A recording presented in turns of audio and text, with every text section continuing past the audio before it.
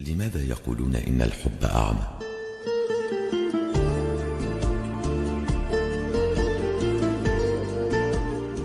قيل إنه كان في قديم الزمان وقبل أن يكون على وجه الأرض إنسان، كانت المشاعر تطوف العالم وتشعر بالملل الشديد.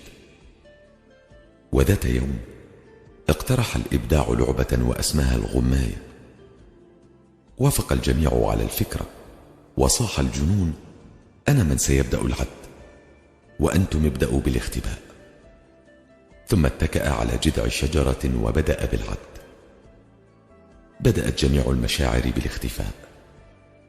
ذهبت الرقة إلى سطح القمر، والكذب صاح بصوت عال: أنا سأختبئ وراء الصخرة.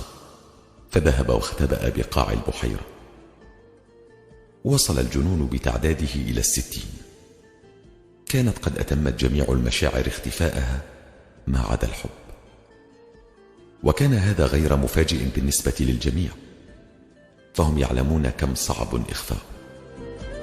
وعندما وصل الجنون بتعداده إلى 90 قفز الحب في شجرة ورد صغيرة. انتهى الجنون من العد وبدأ بالبحث. أول من انكشف هو الكسل، لأنه لم يبذل جهدا في إخفاء نفسه.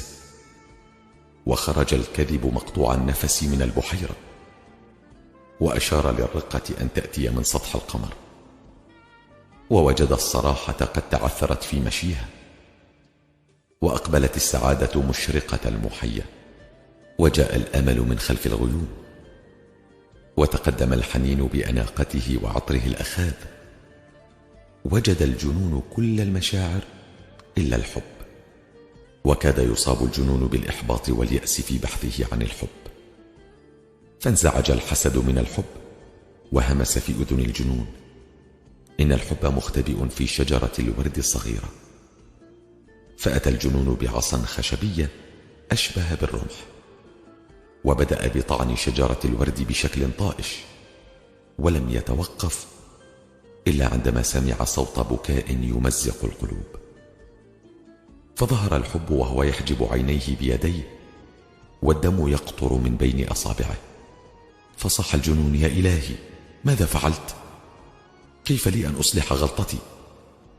فقال الحب: بعدما أصبحت أعمى، هناك شيء واحد يمكنك فعله لأجلي. كن دليلي. ومنذ ذلك الوقت أصبح الحب أعمى يقوده الجنون.